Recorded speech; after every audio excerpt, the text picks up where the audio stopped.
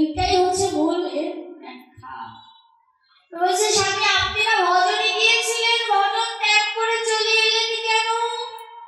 বলছে একটি কথা শুনেছিলাম যাতে আমার ধ্যান ভ্রষ্ট হয়ে গিয়েছে, তাই আমি চলে এসেছি। সংসারে একজন ভক্ত থাকাই যথেষ্ট, পুরো সংসার উদ্ধার পেয়ে যায়। যে প্রহ্লাদ, যেমন যে প্রহ্লাদের জন্ম বৃত্তান্ত কেমন ছিল জানে?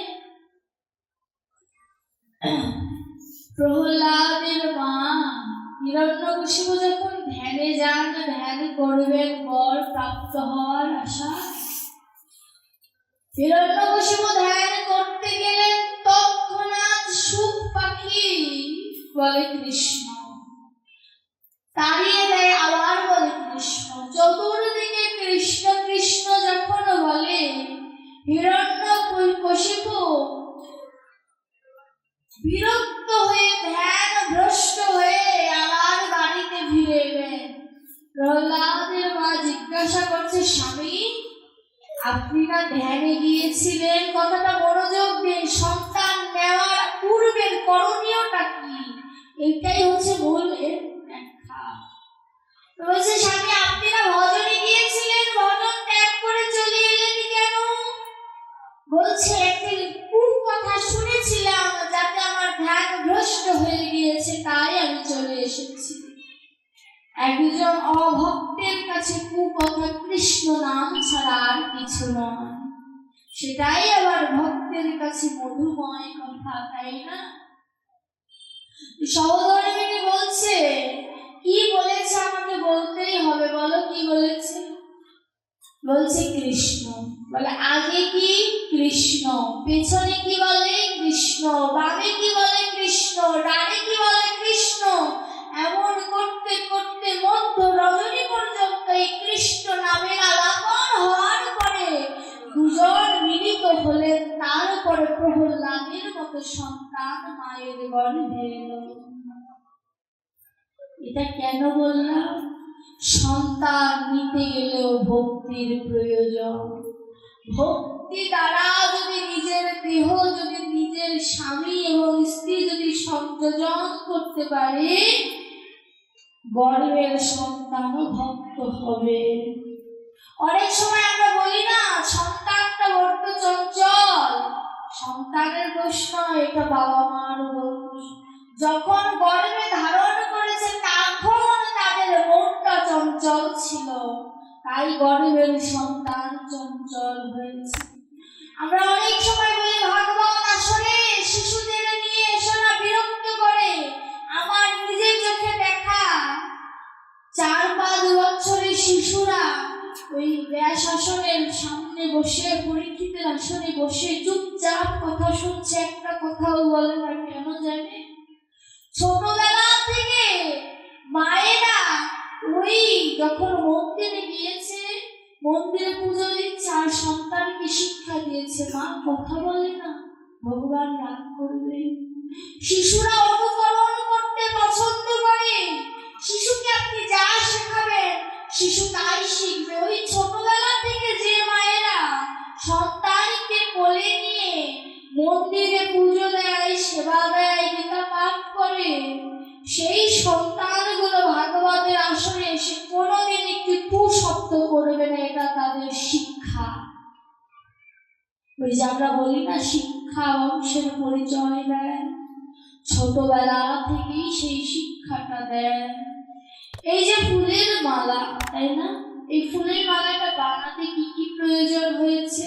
ফুল, সুতো, সূচ, তিনটি উপকরণের প্রয়োজন হয়েছে। তদ্রূপ আমার দেহটাকেও, আমার দেহটা হচ্ছে এই যে দেহের ভেতরে 16টি ফুল রয়েছে। যেমন 5টি কর্মেন্দ্রিয়, 5টি জ্ঞানেন্দ্রিয়, 6টি রিপু।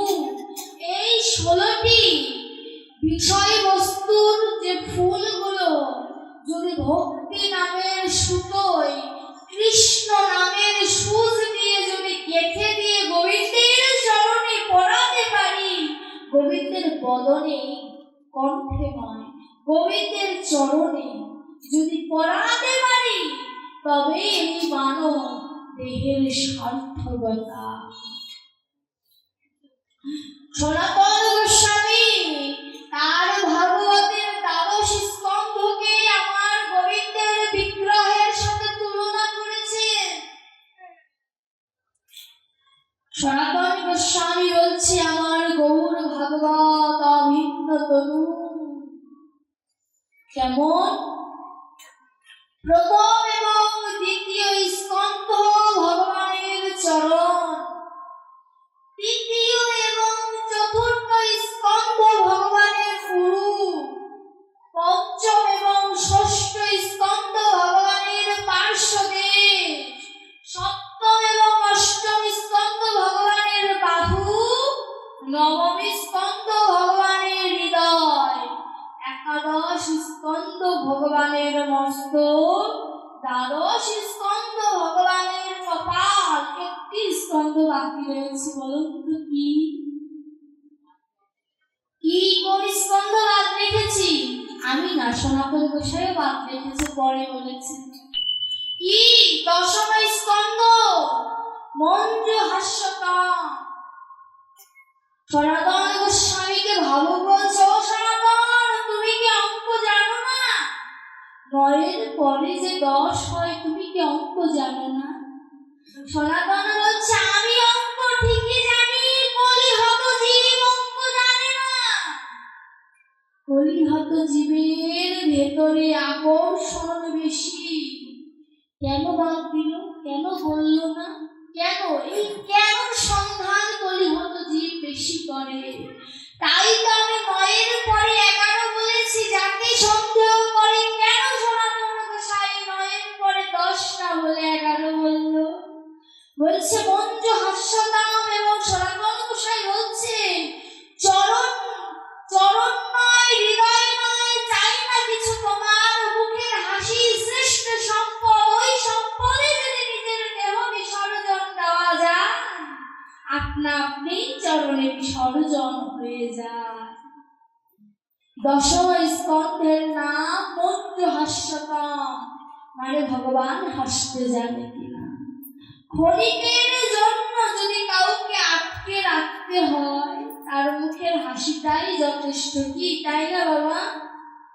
আমি যদি আপনার সামনে দিয়ে হাসি দিয়ে হেঁটে যাই, আমার হাসি দেখে আপনি চিন্তা করবেন কেন হাসলো, কেন হাসলো। ভাই হাসিতে আমার সাথে কথা বলতে মন চাবে, একটু কথা বলি। তো যাকে কোনোদিন দেখি নাই, তাকে কাঠ মাটি সিমেন্ট দিয়ে এত সুন্দর মূর্তি আঁকা সম্ভব না? জানি আমার প্রাণবন্ধু বাস্তবে কত সুন্দর। যাকে কোনোদিন দেখি নাই, তাকে এমন বই পুস্তক ঘেটে যে রূপ পেয়েছি, সেই রূপের মূর্তি এঁকেছি, তাতেই মোহিত হয়ে যায়। না জানি কত সুন্দর বাস্তবে। তো ভগবানকে এই রূপটা দেখার জন্য ভগবান সর্বদা মুখে হাসি রেখেছে। দুইটা রূপ দেখুন, দুই রকম। আমার গোবিন্দের মুখে সর্বদা হাসি বিরাজমান, আর আমার গৌরের মুখে হাসি নাই। হাসি নাই, বাসি নাই, কোথা গেল ভাই? বলছে হাসি নাই কেন জানো? ভক্তের মনে সংকোচ, সে তো ভগবান, তাই তার দুঃখ নাই, সে তাই সর্বদা হেসে হেসে বাঁশি বাজাতে পারে। কিন্তু আমি যে শুধু বাজাতে পারি না, বাঁধাতেও পারি। কেমন করে? ভক্তের সাথে ভগবানের মন বাঁধাতেও পারি। তাই তো আমার গোবিন্দ তার হাসি বাসি সবই বৃন্দাবন ত্যাগ করে কাঙালের ঘরে জন্ম নিলেন। কেন?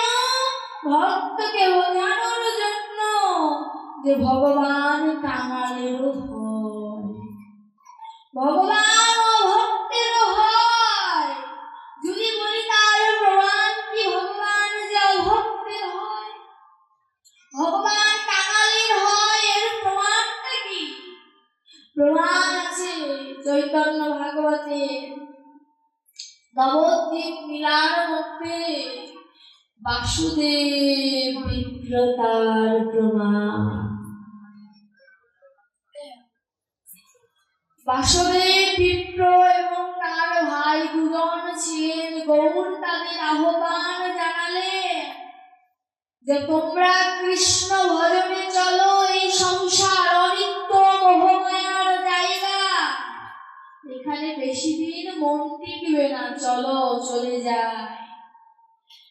এক ভাই গৌরের ডাকে সাড়া দিলেন। ধ্যান দেবেন এই যে সংসারে থাকলে কি হয়, পরিণতিটা কেমন হয়, এটা গৌর হরি শিক্ষা দিয়ে গিয়েছেন বাসুদেব বিপ্রকে দিয়ে।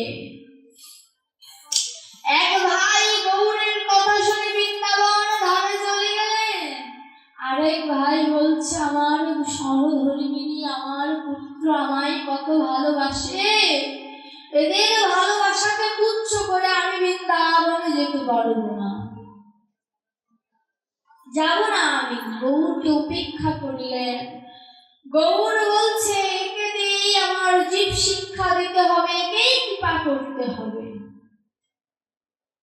বাসুদেব বিপ্র সংসার নিয়ে সুখে আছে, এমন সময় তার দেহটা কুষ্ঠ রোগে আক্রান্ত হলো। কুষ্ঠ রোগ বোঝেন তো, বসন্ত রোগ।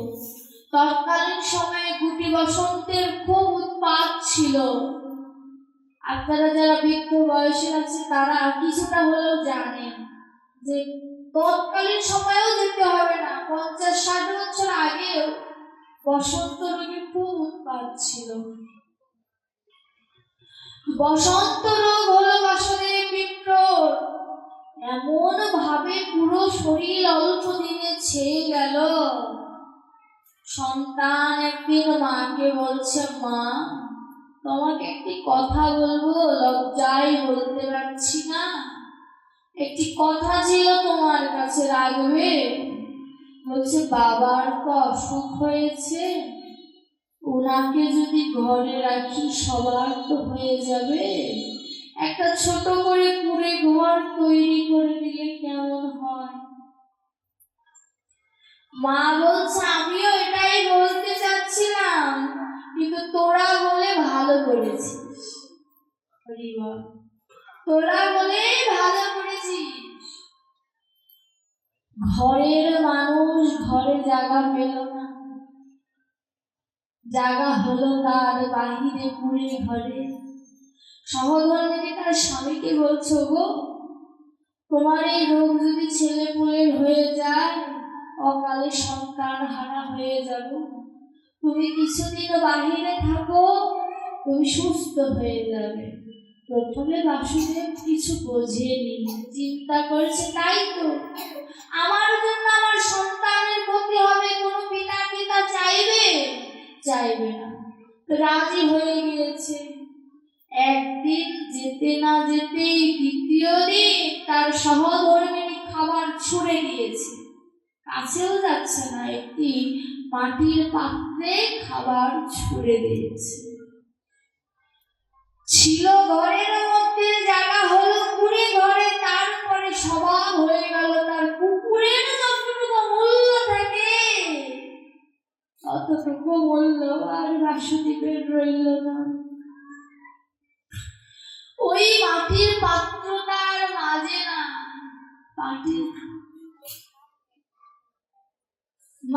মাটির পাত্রটা মাঝে না, কুকুরে চাটে, বেড়ালে চাটে, ওই পাত্রেই আবার খাবার দিয়ে লাঠি দিয়ে বাসুদেব বিপ্রের কাছে আগিয়ে দেয়। কথাগুলো একটু অনুভব করবেন, কে বলতে পারে আপনার আমার জীবনের সাথে হয়তো ঘটনাটা ভবিষ্যতে মিলে গেল, বলা যায়?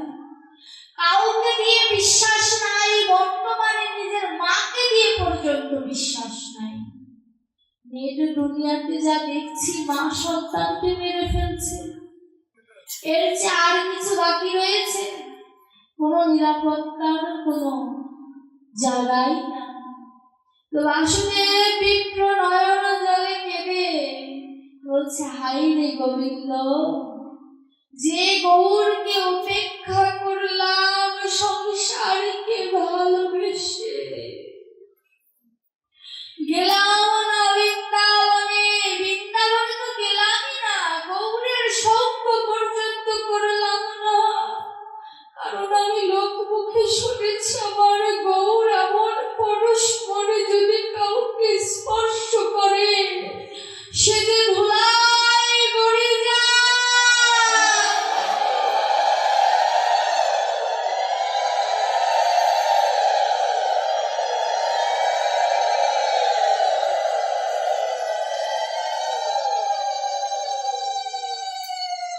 সে যে ধুলায় গড়ে যায় কৃষ্ণ বলে, এই ভয়ে আমি গৌরের কাছে গেলাম না।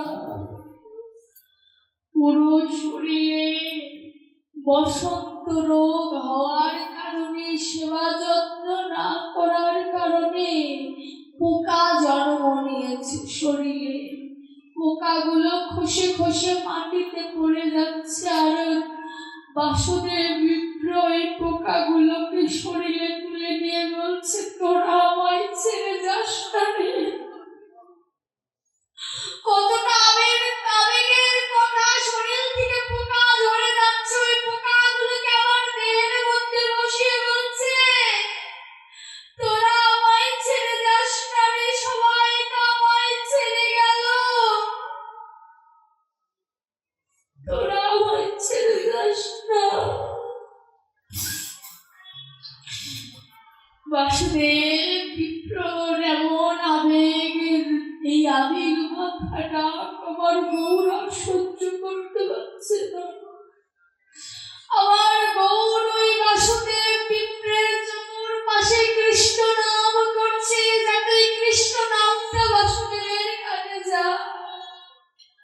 বাসুদেবের কানে যাওয়া মাত্র বাসুদেব তো কষ্ট পাচ্ছে, টুকটুক করে একটি লাঠি জোগাড় করে ছড়ে লাঠিকে বলছে লাঠি, যাকে লাঠি করার কথা ছিল তাকে তো লাঠি করতে পারেনি, একবার তুই আমার সঙ্গের লাঠি হয়ে আমায় গৌরের কাছে নিয়ে যা।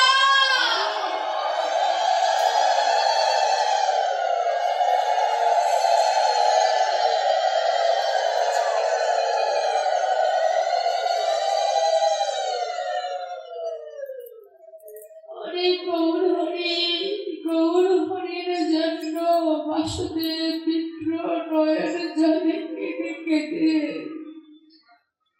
ব্যাকুল হয়ে যাচ্ছে। ওই লাঠিতে ভর করে গৌরের সঙ্গের কাছে গিয়ে গৌর আলাদা হয়ে গিয়েছে ভক্তের দশাটা দেখার জন্য। ভক্তগণকে জিজ্ঞাসা করেছে আমার গৌর কোথায় আছে বলো তো, আমার গৌরকে দেখছি না। বলছে গৌর হরে এই মাত্র কোথায় যেন চলে গেল। বাসুদেব বিপ্র বলছে আমার গৌর দাঁড়িয়ে ছিল কোথায়? বলছে এই যে এই জায়গায় আমার গৌর দাঁড়িয়ে ছিল। বলছে তোমরা সরে যাও, আমি ওইখানে কারা ধোলা মাগবো, আমার গৌরকে না পাই। তার চরণ ধরে অন্তত নিজের অঙ্গে বাঁধতে পারবো, তোমরা সরে যাও। যখন ওই জায়গার ধুলা অঙ্গে বাঁধছে, গৌর হরি এসেছে, দাঁড়িয়েছে, বলছে তুমি এসেছো, তুমি আমার মতো অধমের কাছে এসেছো।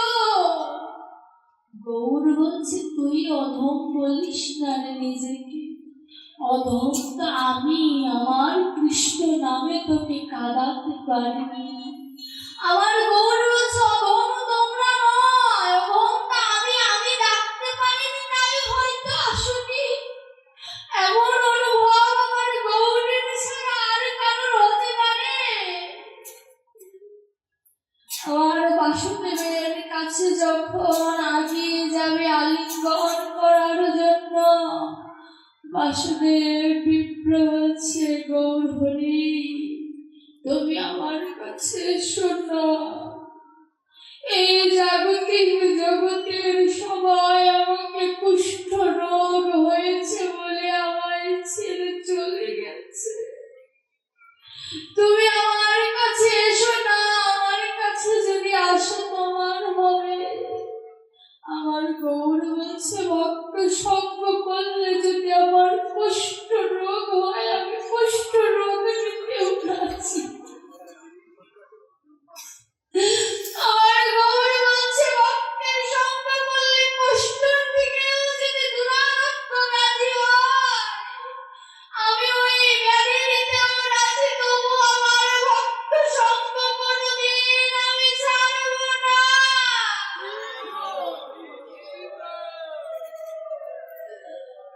আমার গৌর হরি বাসুদেব বিপ্রকে জড়িয়ে ধরা মাত্র বাসুদেব বিপ্র পূর্ণাঙ্গ সুস্থ হয়ে গেলে বাসুদেব বিপ্রকে বলছে এই অসুখী তোমার সংসারের বাধা ছিল, তো যাও চলে যাও, তুমি তো সুস্থ হয়ে গিয়েছে, এখনো তোমাকে সংসার গ্রহণ করবে, তুমি চলে যাও।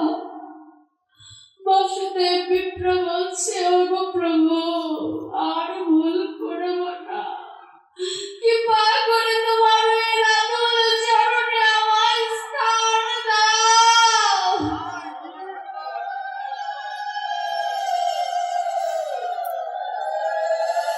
তুমি আমায় কৃপা করে তোমার ওই রাতুল চরণে স্থান দেবে প্রভু, তুমি আমার মনে সরিয়ে দিও না।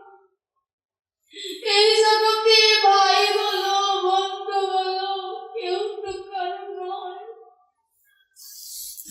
দু চার দিনের মেলামেশা পথের পরিচয়, মা বলো বাবা বলো কেউ কারো নয়, আপনি মরিয়া গেলে তারা কেন নয়, কেউ কারো নয় বাবা। যেদিন যার বাঁশির সুর বেজে উঠবে তাকে ওই বাঁশির সুরে চলে যেতে হবে, আর সে থাকতে পারবে না, তাকে সেদিন চলে যেতেই হবে মায়ার বন্ধন ছেড়ে। শ্মশানে যখন শেষ স্নানটা করায়, যারা স্নান করায় তারাও বলে আহারে এই স্নানটা আমাদেরও করতে হবে বাবা। ওই স্নান তো সবাইকেই করতে হয়, কিন্তু বেঁচে থাকতে যারা ভক্তি গঙ্গায় স্নান করতে পেরেছে, যারা প্রেম সাগরে ডুবুরি হয়ে ডুবতে পেরেছে, যারা ওই কৃষ্ণ নামের মুক্তা জোগাড় করে কৃষ্ণ কৃষ্ণ বলে কাঁদতে পেরেছে,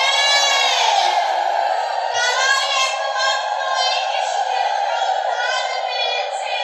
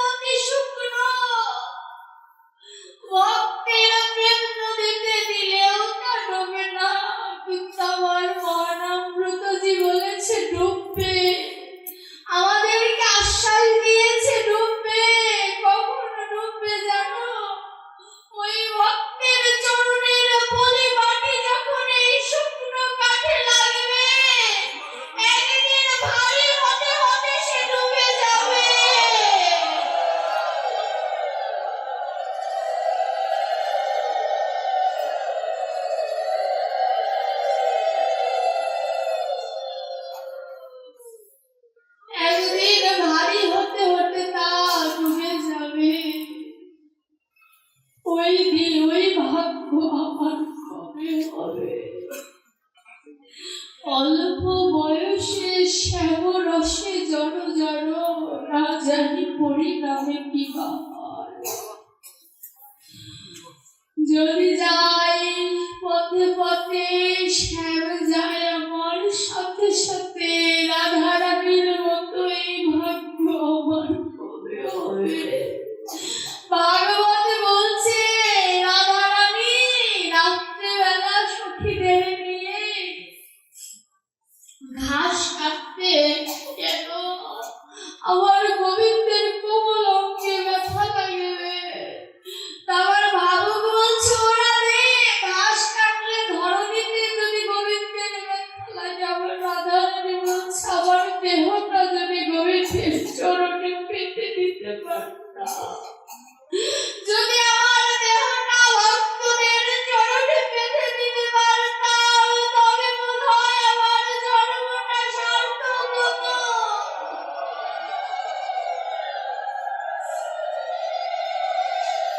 তবে বোধহয় গোবিন্দ আমায় কৃপা করলেও করতে পারত ভক্তগণ। আমি নরাধম, ভগবানের কাছে নিয়ে যাওয়ার মতো করি আমার নাই। ভগবানকে ভালোবাসবো সেই ক্ষমতাও আমার নাই। আপনারা যেদিন বৈতরণীর ঘাটে ভগবানের কাছে চলে যাবেন, আমাকে তো ভগবান দেবে না। করি ছাড়া এই ঘাটের মাঝিরা যেমন নেয় না, ওই বৈতরণীর ঘাটে আমার ভগবানও দেবে না। আমি ঘাটে কি বলবো জানেন? আপনারা যখন ঘাটে পার হয়ে যাবেন, এই অধমকে সেদিনে ভুলে যায়। এই অধমের কথা আপনারা সেদিন ভগবানকে বলে, দরকার হলে নৌকায় আমি আমার দেহটা পেতে দেব, আমার এই দেহ নৌকায় আপনারা বাইতে বাইতে চলে যাবে। তবু আমায় সঙ্গ ছাড়া করেন না। ভক্ত ছাড়া আমার মতো পাপিষ্ঠের আর কোনো গতি না। আমার গৌর হরি বলছে তোমরা মোক্ষ চেও না, তোমরা স্বর্গ চেও না, তোমরা গোবিন্দের চরণ চেও না। চাইবে কি জানো? চাইবে ভক্তের কাকল চরণ। যেই চরণ পাওয়ার জন্য স্বয়ং শ্রী ব্রহ্মাণ্ডের মালিক পর্যন্ত কাঁদে। তোমরা সেই ভক্তের জয়ধ্বনি দাও।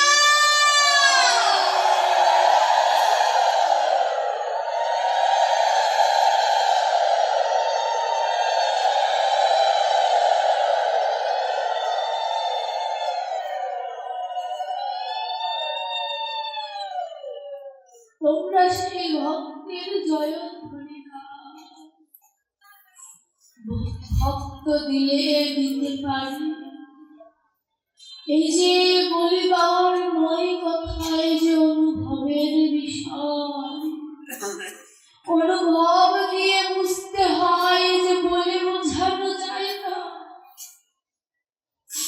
একজন মা হারা সন্তানকে যেমন মায়ের কষ্ট জিজ্ঞাসা করলে সন্তান শুধু কাঁদবে, বোঝাতে পারবে না। ভগবানকেও যদি কোন ভক্ত যদি জিজ্ঞাসা করে ভক্ত হারা কষ্ট কেন, ভগবানও নয়ন জলে কাঁদবে। ভগবানও কাঁদবে কেন জানো?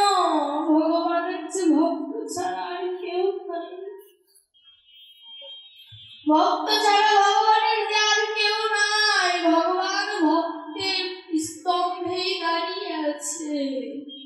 ভগবান অসীম, কিন্তু অসীম থেকে ভগবান সসীম হয়েছে কাদের জন্য? কলিহত জীবের জন্য। ভগবানের কোনো ক্ষুধা নাই। তাহলে পদকর্তারা বলছে দণ্ডে ভগবান শতবার খায়, এক দণ্ডে 24 মিনিট। তো 24 মিনিটে ভগবান 100 বার খায়, তাহলে আমার ভগবানের খিদা কত? বলছো রে তোরা তো বাহিরটা দেখলি, অন্তরটা তো দেখলি না। আমার গৌরের বাহিরের খিদা নাই, ওই ব্রজের সকল মায়ের যে ভক্তি, এই ভক্তি শুধু পার করার জন্য আমার ভগবান চোরের মতো ঘরে ঘরে গিয়েছে। একবার আমার গোপাল ঘরের মধ্যে ঢুকেছে চুরি করার জন্য। ওই চুরি করার জন্য ঢুকেছে, ঢোকা মাত্র এক মা কৃষ্ণকে ধরে ফেলেছে। বলছে কেন এত অনিষ্ট করিস বলতো, আমাকে বললেই তো আমি তোকে দিতে পারি, কেন হাড়ি ভেঙে মাখন চুরি করে বাদুর বাতরাই দিস? ভাবুক বলছে ওগো তোমরাই তো এই ভবের হাটে চুরি করে ঢুকে মায়ার হাড়ি বেঁধে ধর্ম অর্থ কাম মোক্ষ সকলকে বিলিয়ে দিচ্ছ, তোমার যে জ্ঞান হয় না? ভগবানের চুরি করার ভেতরেও উদ্দেশ্য আছে। কৃষ্ণ সেদিন ওই মাকে বলেছিল, মা তুমি আমায় অপবাদ দিচ্ছ তো, আসবো না তোমার ঘরে। এই যে ভাবনাটা দেখো, গোপাল চোখে জল দিয়ে বলছে আসবো না তোমার ঘরে, না চাইতেও এসেছি তো, তাই এত লাঞ্ছনা বঞ্চনা করছে, একদিন আমায় চেয়েও পাবে না, একদিন চেয়েও পাবে না, একদিন মাখন ঝুলিয়ে রাখবে, গোপাল গোপাল বলে কাঁদবে, গোপাল আর বৃন্দাবনে থাকবে না। ওই মা গোপালকে জড়িয়ে ধরে বলল, বাবারে এমন করে বলছিস কেন, আমি তো তোকে বলিনি। ঠিক আছে তুই চুরি করে খাস, আমার কোনো আপত্তি নাই, তবু এমন করে বলিস না তুই বৃন্দাবন ছেড়ে চলে যাবে। ওই যে গোপাল চলে গেল, কত মা চোখের জল ফেলতে ফেলতে অন্ধ হয়ে গিয়েছে, আর বলছে গোপাল ওরে গোপাল তুই কি এলি?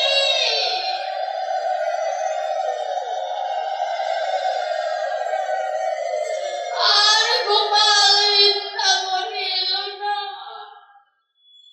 তাই তো বলছি সময় বুঝি আর সরস হইয়া মিলিবি না গোরকার। সময় বুঝে যাও, অসময়ে যেও না, অসময়ে গেলে কোনোদিন গোবিন্দকে পাবে না। দুটি ফুল দিয়ে গোবিন্দের পূজা হয় না, কোন ফুল যেন? পাশি ফুল আর কড়ি ফুল। কড়ি ফুল হচ্ছে শিশু বয়স, শিশু বোঝে না ভালো মন্দ, ওই সময়ে গোবিন্দের সেবা দিলে গোবিন্দ কৃপা করে যাতে ভক্ত হয়, কিন্তু ওই সময়ের সেবাতে ভগবান তাকে সাক্ষাৎকার দেয় না। আর বাসি ফুল কোনটা জানো? বৃদ্ধ বয়সে দেহ বড় বড়, ওই দেহে গোবিন্দ ভজলে গোবিন্দকে পাওয়া যায় না। বৃদ্ধ বয়সে ভজন করে জমের তরাসে, ওই ভজন কৃষ্ণ কভু নাহি তারে, ওই ভজন আমার গোবিন্দ দেয় না, কিন্তু গোবিন্দ তাকে সুযোগ দেয় যাতে সামনের জন্মে যেন ভজনটা পরিপূর্ণ করতে পারে।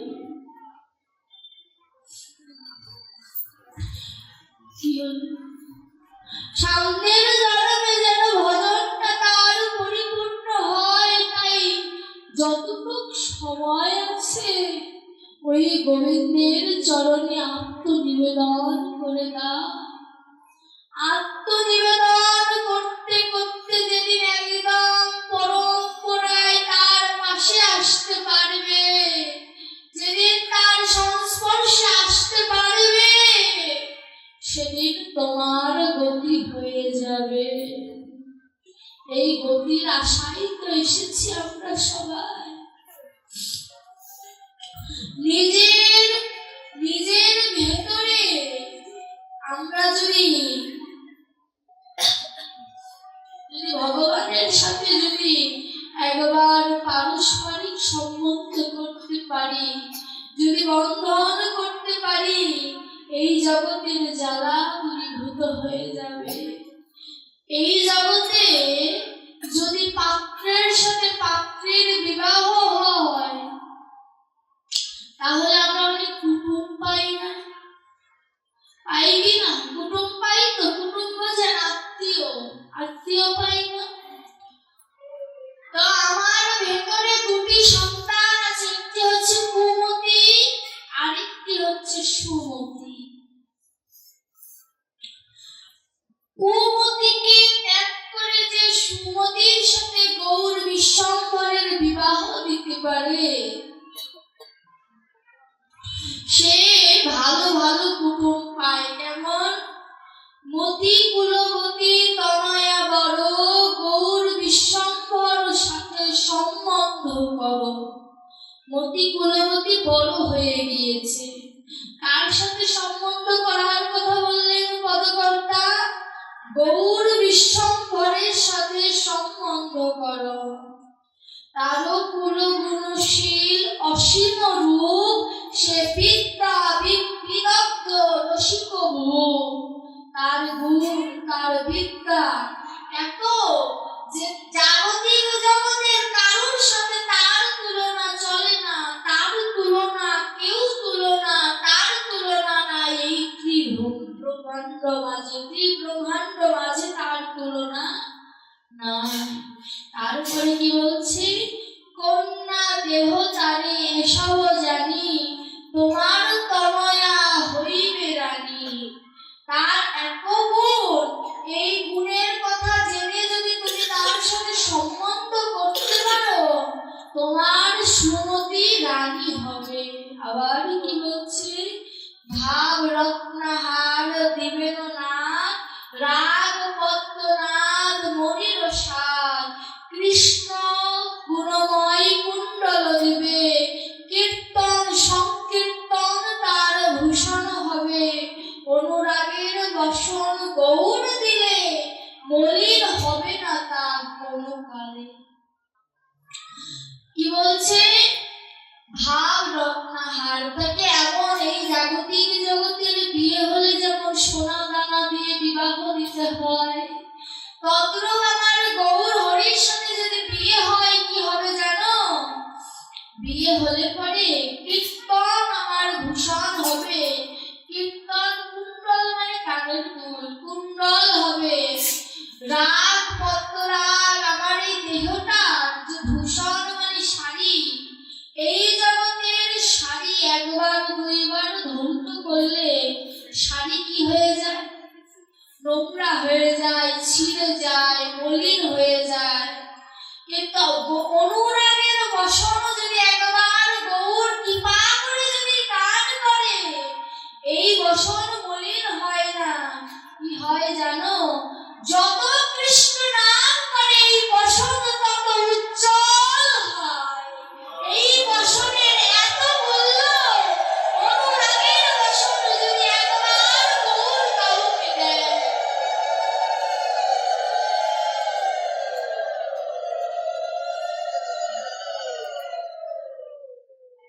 অশ্রু কম্প শীত পুলক হাসি, পরাবে সাত্বিক মুক্তা রাশি। মানে আমার দেহের ভেতরে অষ্টসাত্বিক ভাবের বিকার ঘটবে। কৃষ্ণ নামে দেহ অস্থির হয়ে যাবে, স্থির থাকতে পারবে না, এমন বিকার ঘটবে। তারপর বলছে আদর চন্দন জগত দিবে, হরিনামৃত খাইতে দিবে। এই জগতের বিয়ে হলে আমাকে স্বামীর বাড়ি থেকে ভাত কাপড় দেবে, তাই না? আর আমার গৌরের সাথে যদি বিয়ে না হয়, এই জগতের অন্ন খেয়ে যেমন ক্ষুধা লাগে, আর আমার গৌর হরি খেতে দেবে কি? হরিনামৃত খাইতে দেবে। যে অমৃত যত খাবে তত ক্ষুধা বৃদ্ধি পাবে, ক্ষুধার কোনোদিন নিবৃত্তি ঘটবে না। এই কৃষ্ণ অমৃত খাইতে দেবে। আবার কি হচ্ছে, অনেক কুটুম্ব মিলিবে তোর, শ্রী গুরু বৈষ্ণব পাইবে ঘরে, অদ্বৈত নিতাই মাধব সুত শ্রীবাসাদি করি এই পঞ্চতত্ত্ব। যদি একবার গৌরের সাথে সম্বন্ধ করতে পারো, বৈষ্ণব কিন্তু সবার ঘরে যায় না। যার ঘরে গোবিন্দের সাথে সম্বন্ধ হয়েছে, আপনি দেখবেন সেই ঘরে বৈষ্ণবের চরণ ধরি পড়ে। সুমতির সাথে যদি একবার গৌরের বন্ধন করা যায়, তাহলে বৈষ্ণব শ্রীবাসাদি পঞ্চতত্ত্ব দ্বাদশ গোপাল 64 মহন্ত একে ডাকতে হবে না, এরা আপনা আপনি আপনার ঘরে চলে আসবে।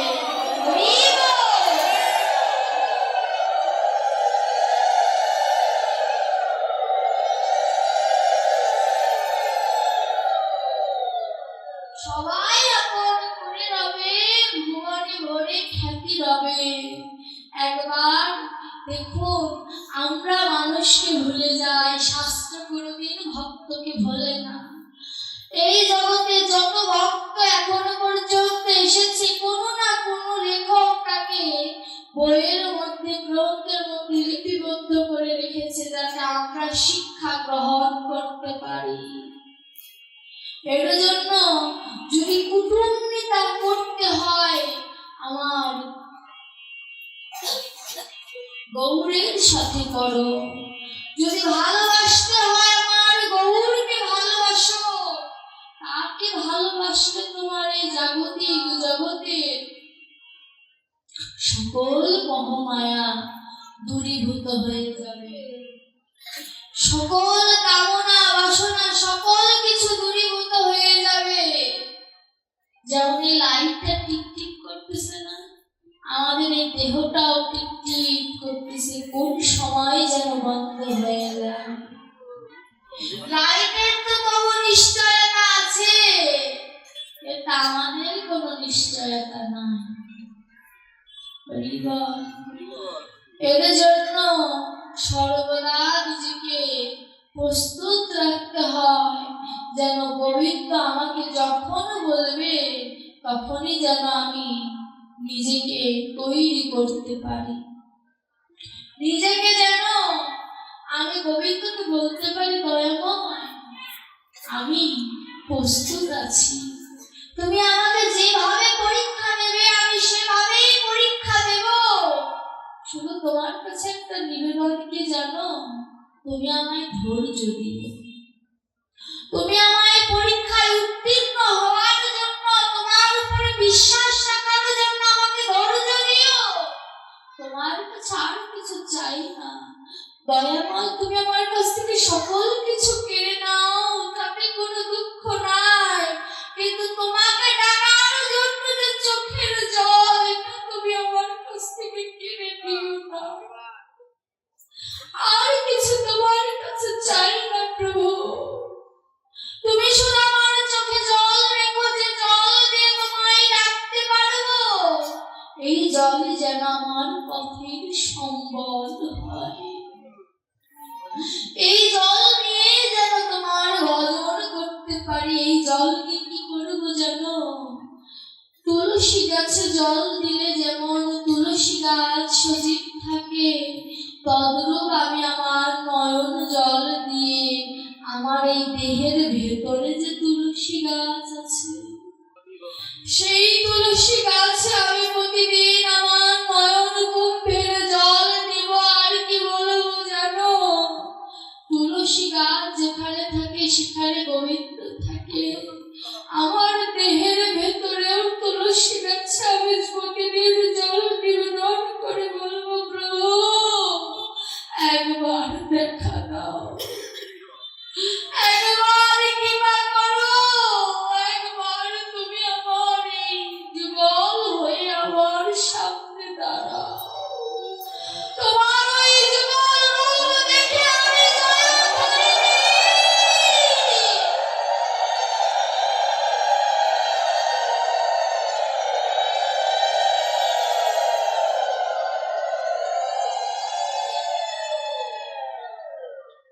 একবার তুমি তাকাও আমার দিকে কি তোমার দৃষ্টিপাত হয় না প্রভু?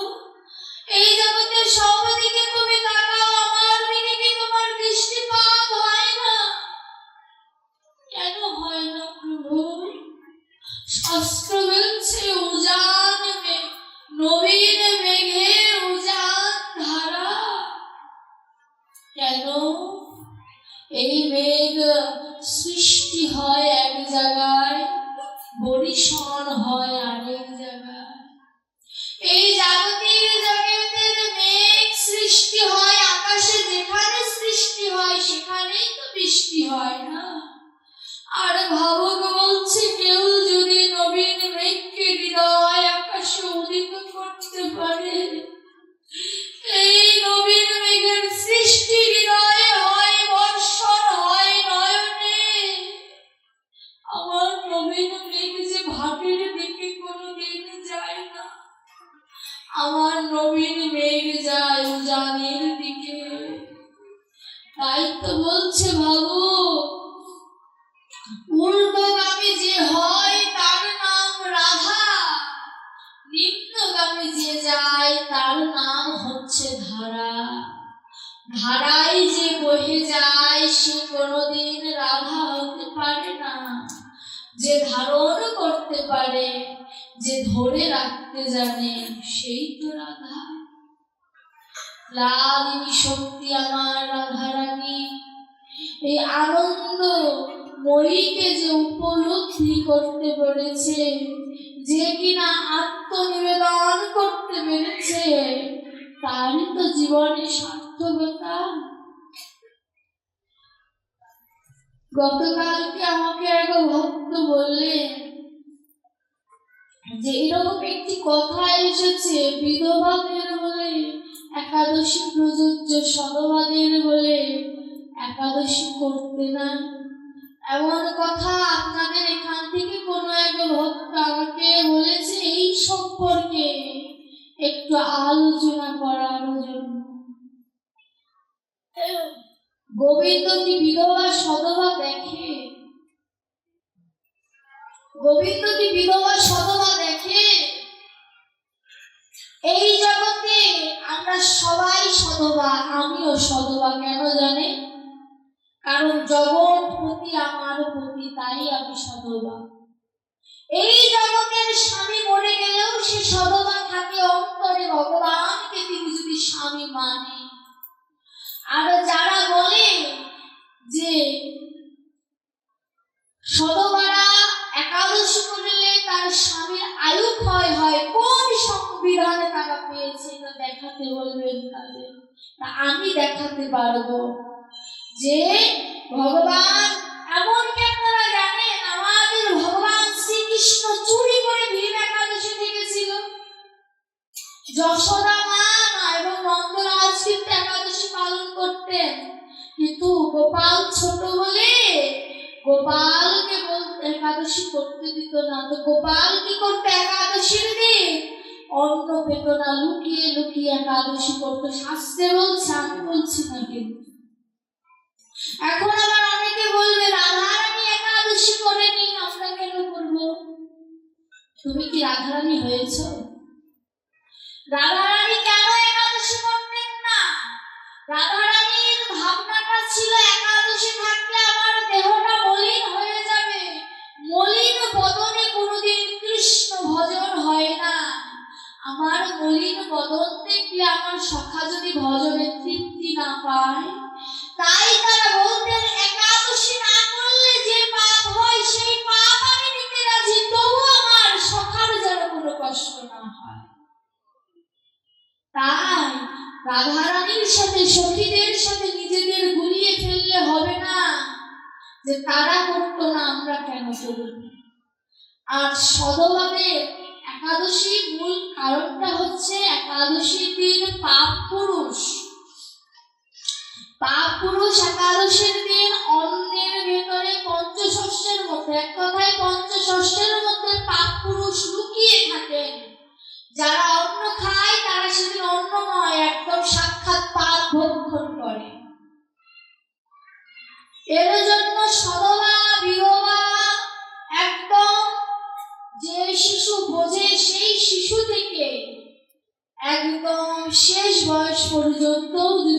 একাদশী করতে চায়, কোনো বিধি নিষেধ নাই। কিন্তু কেউ যদি শারীরিকভাবে অসুস্থ থাকে সেটার ব্যাপার আলাদা, সেখানে নিজের দেহকে কষ্ট দিয়ে একাদশী দেওয়া করা উচিত নয়। কিন্তু সুস্থ থাকা সত্ত্বেও মাসের 2 দিন আমি একাদশী করব না, ভগবানকে দেব না, এটা হয় না। আর বিজ্ঞান বলছে মাঝে মধ্যে যদি কেউ না খেয়ে থাকে, শরীরের ভেতরের যে বিপাকীয় যন্ত্র তার রেস্ট পায়, এই রেস্ট পেয়ে শরীর ভালো থাকে, বুঝেছেন? আর একাদশীর দিন রুটি পাবেন না। রুটি আটা পঞ্চশস্যের মধ্যে পড়ে। এখন অনেকে বলবে আমার আদিম যুগের বাবা মা তো করেছে, তারা তো পড়ালেখা জানতো না। আপনি তো জানেন, তারা যদি জানতো তাহলে তারাও খেত না। আর না জেনে সাপের বিষ খাইলেও মরে না, জেনে যদি বিষ খায় বাঁচবে না। এর জন্য তাদেরকে ফলো করা যাবে না। তাদের ভিতরে ভক্তি ছিল, সেই ভক্তিটা আমাদের মধ্যে নাই। তারা গোবিন্দকে পূর্ণাঙ্গ ভালোবেসেছে, কিন্তু আমরা তো ভালোবাসতে পারি না। এর জন্য তাদের সাথে নিজেকে গুলিয়ে ফেললে হবে না। তাই সবাই একাদশী পালন করবেন। একাদশী পালন করে সকালবেলা যদি কেউ, আর আমরা চেষ্টা করব ব্রহ্ম মুহূর্তে স্নান করার, যদি না হয় সকাল 8টার মধ্যে স্নান করে গোবিন্দ সেবা দিয়ে দিব। কারণ আমার যদি খিদে লাগে, গোবিন্দের কি খিদে লাগে না? লাগে তো। গোবিন্দকে একটা নকুল দানা দিয়ে একটি বাতাসা দিয়ে বসিয়ে রাখলাম আর আমি একদম ভুরি ভোজ করলাম, হলো? তাকেও সেই পরিমাণ মতো, গোপাল তো ছোট্ট ছেলে, সেই পরিমাণ মতো তাকে সেবা দিতে হবে যাতে তার পেটটা ভরে। আবার দেখুন, আমরা যখন গোবিন্দকে পূজা দিয়ে ভোগ নিবেদন করি তখন আমরা পর্দা দিয়ে দিই, কেন? ভগবান এসে খায়, এটা আমাদের বিশ্বাস। কিন্তু বৃন্দাবনে কি করে জানেন? বা যারা শুদ্ধ ভক্ত তারা কি করে? তারা পর্দা দিয়ে দেয় ঠিকই, কিন্তু একজন ভেতরে থাকে। তারা কি করে জানেন? ভগবানকে জিজ্ঞাসা করে, তোমার কি আরো লাগবে? তোমার কি আরো লাগবে? তুমি কি আরেকটু সেবা নেবে? তোমার কি পেট ভরেছে? এই ভজনটা হতে হবে। ইহজগতে যখন আমরা খেতে বসি, মায়েরা সন্তানকে বলে না, বাবা তোর কি আরেকটু লাগবে, তুই কি আরেকটু নিবি? ওইভাবে যদি কেউ আমার গোপালকে সেবা দিতে পারে, আমার গোপাল সেই মাকে মা মা বলে ডাকে। এই জগতের সন্তান যেমন দুঃখ পেলে মা বলে ডাকে, আমার ওই গোপাল যে আবলা সন্তান, ও যে কিছু বোঝে না, এই জ্ঞান করে, মাতৃ জ্ঞান করে যদি কেউ আমার গোপাল সোনাকে ভালোবাসতে পারে, আমার গোপাল যে তাকে মা বলে ডাকে।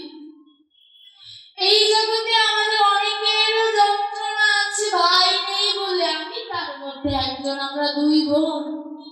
অনেকে আছে, আমি একটা কথা আপনাদের শিখিয়ে দিই, যখন একজন মেয়েকে জিজ্ঞাসা করবেন তোমরা কয় বোন, ভাই বোন, যখন বলবে 2 বোন, পাল্টা প্রশ্ন করবেন না ভাই নেই। এটা একটা দুঃখজনক প্রশ্ন, এটা আপনাদের মায়েদের বিশ্বাস করে এই প্রশ্নটা করবেন না।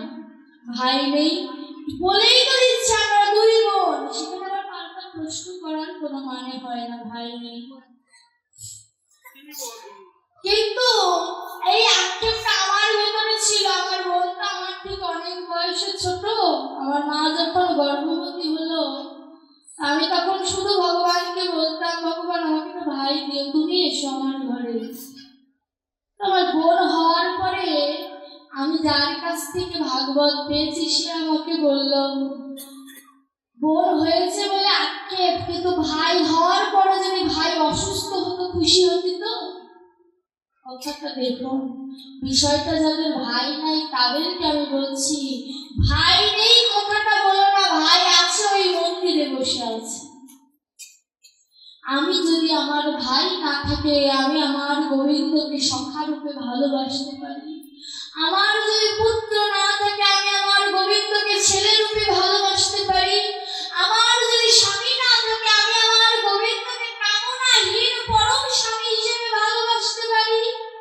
ভালোবাসতে হবে।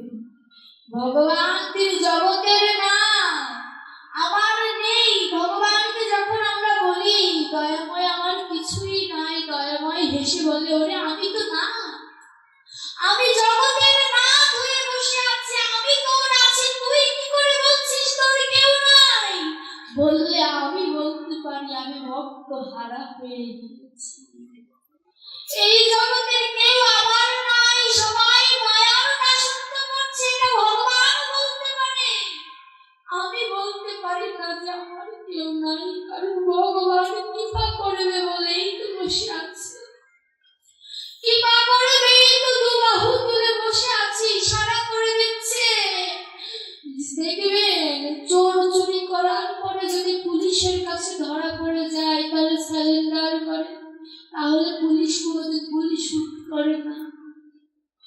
তো ভগবান গৌর হরে আমাদের ইশারায় শিখিয়ে দিচ্ছে দু বাহু তুলে আত্মসমর্পণ করো।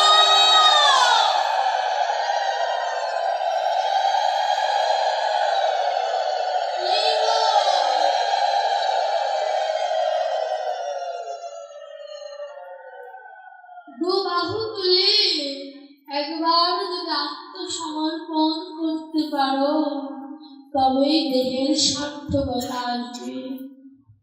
আমার গোপাল সোনা দেখবেন হাল বাড়িয়ে রয়েছে, সব ঠাকুর এমন করে রয়েছে, কিন্তু আমার গোপাল দেখবেন হাত বাড়িয়ে রয়েছে। কেন জানে? আমরা জগতের সবাই গোবিন্দের কাছে চাই, ভগবানের কাছে চাই, এর জন্য গোপাল হাত বাড়িয়ে রয়েছে, এই জন্য যাতে চাইতে না পারি, কারণ গোপাল আমার কাছে আগেই চেয়ে বসে আছে। সে কি চায়? মন মনা ভব, আমায় মনটা দাও, আমায় মনটা দাও, আমি আর কিচ্ছু চাই না। এই জগতের মোহমায়ায় কত কিছু গোবিন্দের কাছে চায়, আর আমার গোবিন্দ শুধু একটা জিনিস চায়, মন মনা ভব, আমায় তোমার মনটা দাও, আমি তোমার এই মন নিয়ে সন্তুষ্ট, আর কিছু চাই না।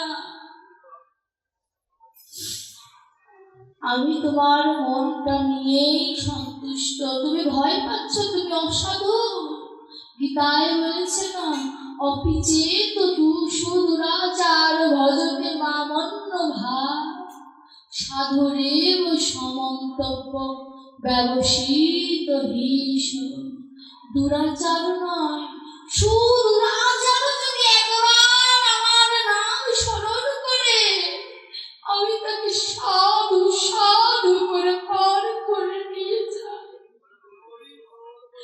এমন পতিত পাবন আমার দয়াময়, দয়ালু শরণং ব্রজে, এমন দয়ালু আর যে ব্রহ্মাণ্ড মাঝে না, একমাত্র ব্রজেই মিলে, একমাত্র তার ব্রজেই সন্ধান। তাহলে কি ওই ব্রজে যাব? শাস্ত্র বলছে ব্রজে যাওয়ার প্রয়োজন নাই, এই তো নববৃন্দাবন, এই নবব্রজ মাঝেই আমার গোবিন্দ সদা অবস্থান করছে। কোথায় অবস্থান করছে? চোখটা বন্ধ করে যদি কেউ একবার অনুভব করতে পারে ভগবান আমার পাশে বসে আছে, পাশে বসে আমার সাথে সাথে ভাগবত শ্রবণ করছে, তাহলেই তো জীবন ধন্য হয়ে গেল। চিন্তা করতে হবে ভগবান আমার সাথে আছে, ভগবান আমার পাশে আছে, ভগবান আমার উপরে আছে, নিচে আছে, সব জায়গায় ভগবান। তাকে ব্যতীত তো আমার একটি মুহূর্ত চলার কথা নয়, তাকে বাদ দিয়েই জীবন চলছে। কিন্তু শাস্ত্র বলছে তাকে বাদ দিয়ে কিছু করো না, তিনিই তো জীবন, তিনিই তো ধ্যান, তিনিই তো জ্ঞান। তাকে ধ্যানের দ্বারা পাও, তাকে জ্ঞানের দ্বারা পাও, তাকে ভক্তির দ্বারা পাও। যে পথে যাও না কেন ওই গোবিন্দের কাছে তোমাকে যেতেই হবে। ওই পথ ছাড়া অন্য কোনো পথ নাই ভজনের। তুমি যেখান দিয়ে যাও না কেন ওই গোবিন্দের চরণ তোমাকে আশ্রয় করতেই হবে। এ ভক্তগণ, সময় গোনাদিন ফুরিয়ে যাচ্ছে, কবে কার দিন শেষ হয়ে যায় বলা তো যায় না। কৃষ্ণ ভজনে নিজের মনটাকে নিয়োজিত করুন। সময়, অকালে সময়টা হারিয়ে ফেলবেন না। অকালে সময় হারালে কি হবে জানে? ভিতরে কোনো আক্ষেপ থাকবে না, যে দেহের আক্ষেপ থাকবে না, কিন্তু আপনার আত্মার আক্ষেপ থাকবে যে ভজন করলাম না। মায়ার দাসত্ব করতে করতে যেদিন মায়াও ধিক্কার জানাবে, চাই না তোমার এই বৃদ্ধ দেহ, তোমায় আজ বিদায় দিলাম, সেদিন চিন্তা করে দেখেছেন তো কোথায় যাবে? আজ বলছেন আমাদের সমাজে একটি প্রখর একটি বাদ রয়েছে। অপুদা কোথায়? তুমি একটু আসো তো আমার কাছে। আমাদের এই সমাজে একটি প্রখর বাদ রয়েছে, কৃষ্ণ ভজনের সময় বৃদ্ধ বয়স। বলি তো, বয়স হয় না, আর একটু বড় হোক ভজন করবে, বলি কি না? বলি তো নাকি? মায়েরা বেশি বলি বাবাদের থেকে। আমার জীবনে পেয়েছি তো, আমি অভিজ্ঞতার থেকে বলছি। গৌর হরিও এই অভিজ্ঞতায় পড়েছিলেন। গৌর হরি যখন ভারতী গোসাইয়ের কাছে দীক্ষা নিতে গেলেন, সন্ন্যাস নিতে গেলেন, ভারতী গোসাইকে বলেছিল, গুরুদেব আমি সন্ন্যাস নেব। অসম্ভব। প্রথম 25 বছর ব্রহ্মচর্য, তার 25 বছর গায়স্থ, তার 25 বছর বানপ্রস্থ, তারপরের 25 বছর হচ্ছে সন্ন্যাস। অন্তত তো 50 যাবে, তারপরে তো সন্ন্যাস দেব। শাস্ত্রে বিধান নাই 50 আগে সন্ন্যাস দেওয়ার। চলে যাও তুমি ঘরে, তোমার বিষ্ণুপ্রিয়ার মতো অর্ধাঙ্গিনী বৃদ্ধ মাতা, তুমি সন্ন্যাস নেবে? তুমি পাগল হয়েছ? তুমি না পণ্ডিত? তুমি জানো না? তুমি জানো না? তখন যখন রেগে গিয়েছে ভারতী গোসাই, নত মস্তকে গৌর হরি প্রশ্ন করলেন, ভারতী গোসাই আপনার কাছে আমার একটি প্রশ্ন আছে। কি প্রশ্ন? বলছে 50 আগে যদি হয় মোর মরণ, কৃষ্ণ ভজন আমার হবে বা কখন? গৌর প্রশ্ন করছেন, 50 আগে যদি আমার মৃত্যু হয়ে যায়, আমার ভজনটা কবে হবে? সত্যিই তো গৌর হরি বাঁচেনি। 50 বছর বেঁচেছে বাবা? বাঁচেনি, বাঁচেনি। 50 বছর গৌর হরি বাঁচেনি। ভারতী গোসাই চিন্তা করলেন, বলি হাতে যাই, এই চৈতন্য জ্ঞান যার ভেতরে এসেছে তাকে সন্ন্যাস দেওয়া যায়। নিমাইরে চৈতন্য, নিমাইরে সন্ন্যাস দিয়ে ভারতী কাঁদিল, শ্রী চৈতন্য গোসাই নাম নিমাইরে দিল।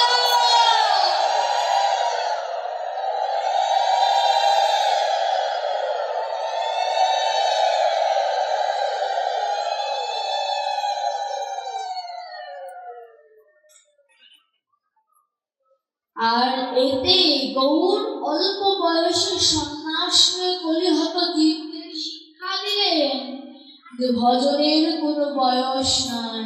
কাল কথাটাই ভালো না, কাল বললে কালে ধরে, আর একবার যদি কাল কাউকে ধরে ফেলে, তার কবল থেকে বাঁচার ক্ষমতা আজ পর্যন্ত কারো হয়নি, ভবিষ্যতেও হবেও না।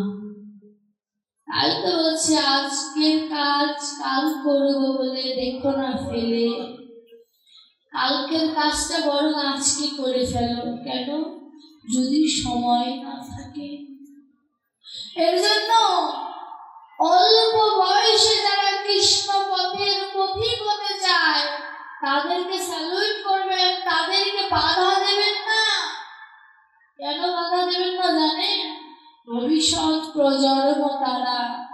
তাদেরকে যদি আপনি বাধা দেন তাহলে ধর্মটাকে রক্ষা করবে কে?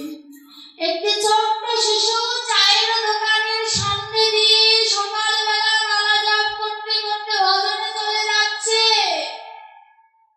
হঠাৎ করে এক বৃদ্ধ দাদু বলে বসলো, ও ছোড়া, যাচ্ছ কোথায়? বলছে কি,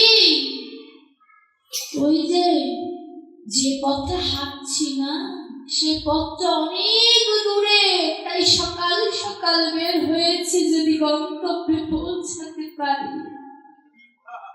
দাদু বলছে, কোন পথে যাচ্ছ তুমি? বলছি, করে দাদু তুমি বুঝলে না, আমি বুঝেছি। ওই পথে হাঁটছি কেন জানো?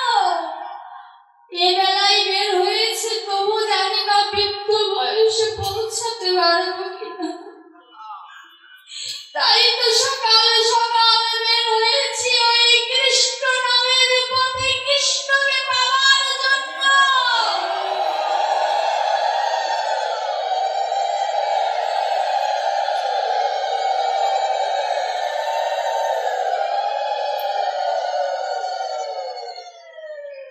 সকাল সকাল বের হয়েছি, যখন এ কথাটা বলেছে না, দাদুর চোখে জল। বলছো, রে নাতি, তুই তো বুঝলি, আমি তো বুঝলাম না। তুই তো সকাল সকাল বের হয়ে গেলি, আর আমার যে আয়ু বেলা ডুবো ডুবো, আমার কি হবে? এই আয়ু বেলা যদি একবার ডুবে যায় আর উঠবে না। তাই সকাল সকাল ওই কৃষ্ণ পথে বের হতে হবে, যাতে সময় থাকতে থাকতে যদি গোবিন্দের দর্শন হয়ে যায়। এর জন্য কাউকে ধরে রাখতে নাই।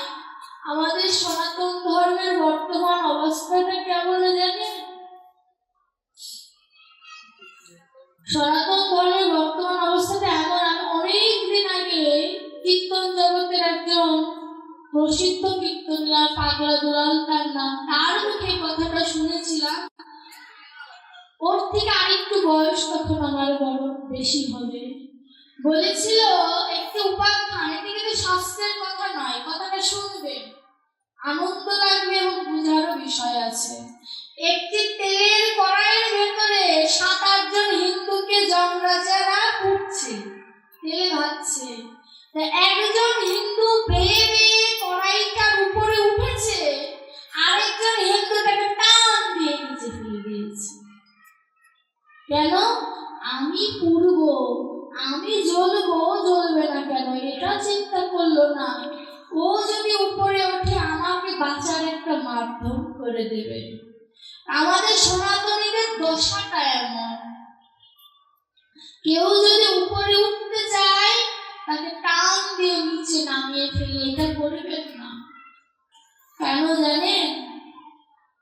ধর্মটাকে উপরে উঠে যে সে চিন্তা করে কিভাবে নিচ থেকে সবাইকে তুলে আনা যায়। এর জন্য